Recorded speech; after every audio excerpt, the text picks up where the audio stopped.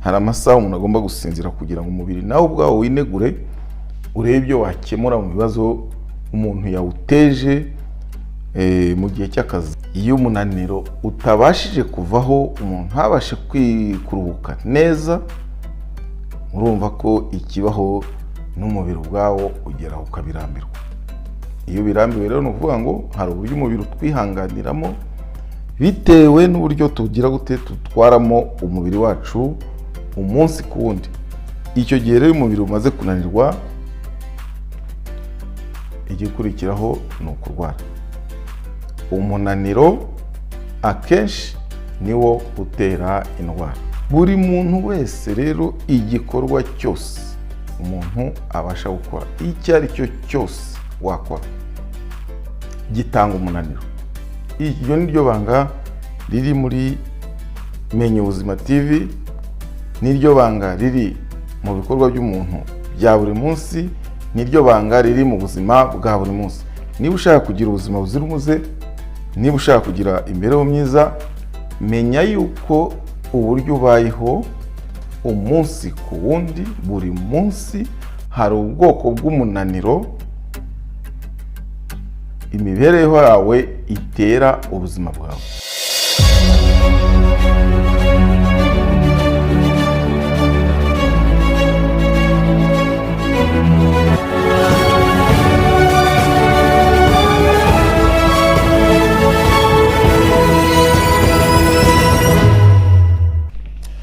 Mukomere cyane, mbahaye ikaze ku rubuga rutanga ubumenyi ku buzima n'iterambere. Intego yanjye ni ukumenya ubuzima n'iterambere, ese bigenda bite? Ntabwo rero twakwinjira ku kibazo cy'ubuzima tutabanje kureba neza umubiri w'umuntu uteye ute, cyangwa se ubumenyi tutabanje kureba neza ubumenyi bw'umubiri w'umuntu. Ngira ngo buri muntu wese wabashije gukandagira ku ishuri hari isomo ryitwa ubumenyi bw'umubiri w'umuntu ritangwa, ryigishwa cyane cyane ku bana bakiri bato ndetse kugeza igihe cyose umuntu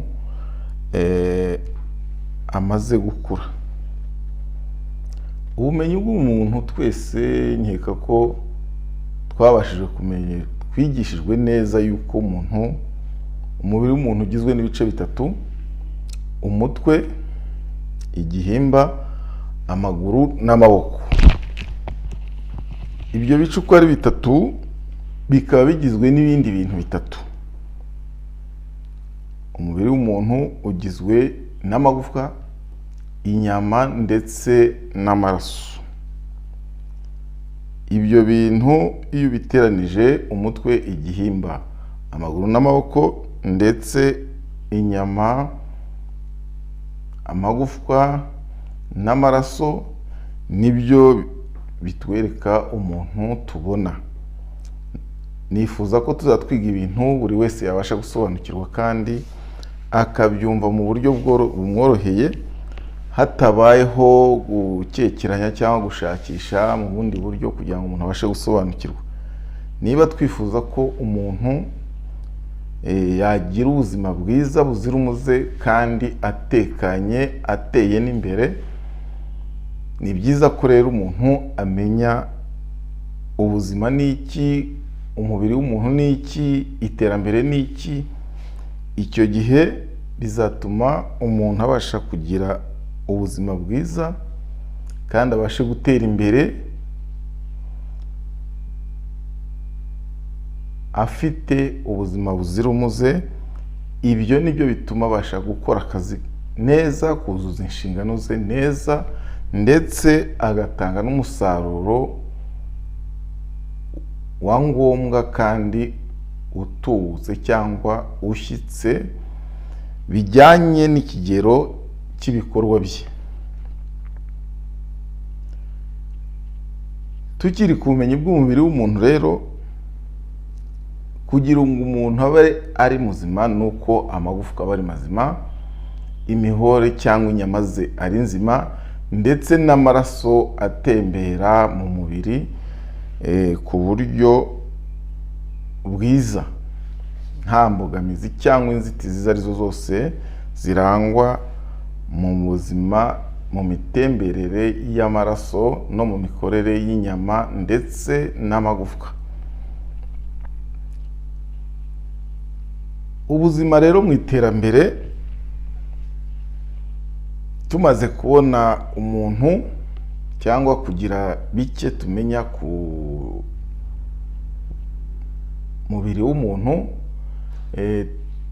turareba ubuzima ni iki. Ubuzima rero uko mbyumva, ubuzima ku bwanjye, ubuzima ni uko umuntu ariho, uko umuntu ariho twese twibonye dufite ubuzima. Ubuzima ni ikintu kidashakishwa, umuntu ajya kubona akabona yibonye ku isi ari muzima, akora ibyo abonye byose, arya ibyo abonye byose, abayeho uko abayeho. Ni ibintu tudahitamo cyane, ariko kugira ubumenyi ku buzima bwacu byo tugomba kubihitamo.